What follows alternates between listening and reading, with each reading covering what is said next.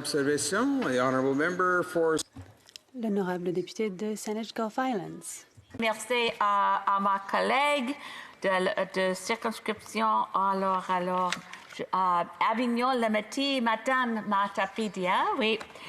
J'ai aussi la même émotion quand notre collègue de Calgary-Nose Hill a parlé de tragédie énorme de femmes autochtones qui a décidé. Joyce Etchekwan.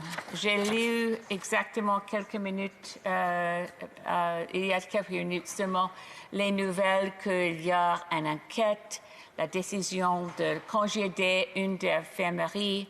Mais nous avons le problème aussi de racisme dans notre système de santé publique aussi en Colombie-Britannique.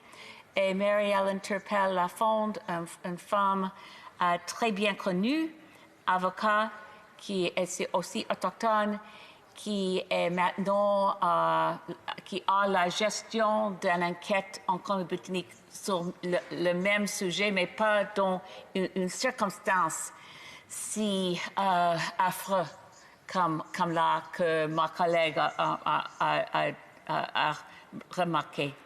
Qu'est-ce qu'elle pense qu'on peut faire pour éliminer le racisme dans nos sociétés? Ce n'est pas le sujet de ce projet de loi, mais c'est dans nos cœurs maintenant.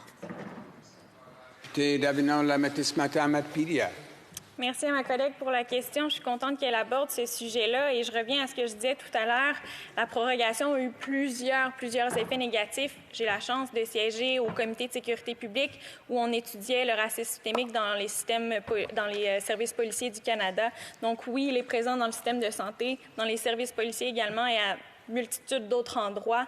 Et il y en a eu des rapports qui font état du racisme systémique. On l'a reconnu, tout le monde le reconnaît. On était rendu à produire un autre rapport, en fait, mais le Parlement a été prorogé, donc plus de comité. Mais le gouvernement est rendu à agir. Il sait quoi faire. Les demandes des groupes sont les mêmes.